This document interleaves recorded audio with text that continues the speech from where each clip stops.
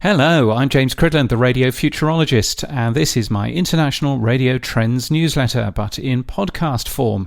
For March the 23rd, 2025, it's called The End of Local Radio in the UK, brackets, almost, close brackets. In news that will surprise nobody really, it's emerged that Bauer, one of the big two commercial radio broadcasters in the UK, will close all its local radio breakfast shows in England and Wales in June, meaning an end to any local radio production. There are 12 different local breakfast shows currently being broadcast, and those talented breakfast presenters will disappear, and one show, not yet announced, will be a national show. Listeners will get regional news and travel, as is mandated by law, and local ads as well. Back in 2010, more than 35 of Global's local radio stations were rebranded as Heart, with increasing networking happening, until in 2019 it shunted its local breakfast shows to the afternoon drive time slot. So their equivalent removal of all local programming in January this year was less of a big deal for listeners who'd been waking up to Jamie and Amanda for a long while. A well-executed strategy which has led to Heart becoming the most listened to commercial radio network in the UK with 10 million listeners. Bauer, on the other hand, appeared to dither with no clear plan. In 2013, for example, TFM in Stockton was closed, taking Metro FM programming from Newcastle, but with station names recorded separately by each presenter. So if you were listening in Newcastle, you would have heard, "It's Metro FM.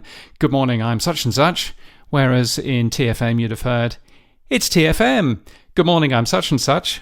And that was basically how they ended up doing it. I think it was split cards. Anyway, in 2018, Key 103 in Manchester was rebranded as Hits Radio, merging with a national station called The Hits. In 2019, Bauer bought a number of local stations from Wireless, UKRD, Celador and Lynx, and all of the company's Heritage FMs broadcast a growing amount of networked programming from Hits, but all those stations retained their local branding on air for a further 5 years. Just a year later, though, they've lost their local breakfast personalities as well as their name. Hits Radio has 4.6 million listeners, excluding stations in Scotland and Northern Ireland, which are, true to Bauer's apparent dithering, yet to gain the Hits brand. And the big change of breakfast show will bring more uncertainty to those figures. Bauer also closes almost all of their station buildings. Over the past few years, Bauer has been closing station buildings all over the place, presumably coinciding with lease contracts, shifting local breakfast shows to neighbouring radio stations, some of which were 90 minutes drive out of the transmission area that they purported to serve. Viking Radio's breakfast show, for example, came from Sheffield. Bradford's The Pulse was moved altogether to Leeds and then fully networked. And those changes meant the closure of a further 8 radio station facilities, leaving Bauer with just 4 broadcasting hubs in the UK and 3 smaller production centres. Sheffield is one of those to close, which I spent 7 years at. The station was once a Carlsberg Tetley brewery distribution centre. And I've only now spotted the obvious place where the brewery sign was on the wall. Inside that building, by the way, a very large canteen and a very 1980s looking pub, both of which were just left to rot. The canteen was where all of the paperwork went just to be stored. The pub itself, you could just about see in through the windows, but it was a very old-fashioned thing. But nobody had been in there for a long, long time. Anyway, it's important, as I did in January, to highlight that listeners will still hear local information and local travel and local news, if more regional than local. Important, too, to highlight that these changes are happening in June, so broadcasters will have the opportunity to say goodbye. And some will stay with the company. Hits in Metro and TFM land, Newcastle and Teesside. Their broadcasters, Steve and Karen, will be on Hits Radio 90s, as one example, doing the breakfast show there. Because of the way that UK radio is licensed, that's probably it for local radio in most cities in England. Community radio does exist, but it's hobbled in terms of legislation and transmitter power. Almost all radio licenses of interest are now part of a large group, and mostly networked and automated. Even BBC Local Radio is networking too. Local isn't, as US radio consultants would have you believe, the most important thing of the future of radio.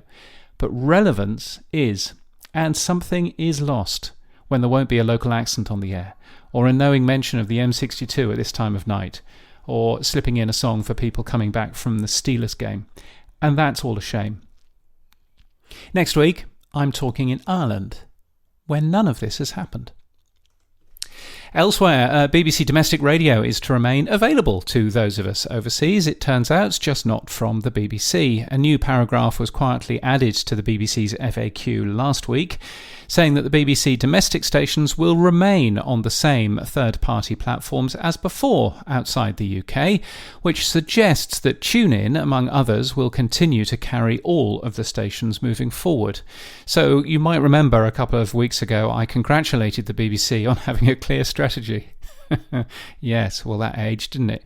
Anyway, the BBC hasn't responded to me asking for more details, and, why should they? In Australia, switching problems meant that some radio stations, some ABC radio stations, were off for almost a day, which I find just astonishing. But there we are. Jacobs Media's tech survey is always an interesting read. 25,000 core listeners in the US asked questions about their radio listening. And one of the things I find particularly interesting is music is now not the number one reason to listen to radio anymore. The reason flipped in 2019 to be more about the people on the radio, not the music. And that's, of course, not saying don't play music, but it is saying, I suggest, to focus more on the human connection and shared experience that we get from radio, and not just to market your music mix. Also, just as importantly, people listen to the radio less because their favourite people are no longer on the air. Wonder if Bauer are aware of that.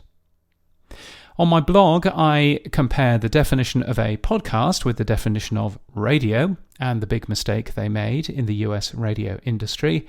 And also on my blog, a list of some of the feeds from ABC News in Australia, the RSS feeds, I should say. Given that they don't publish any of them, I've worked out how to find them.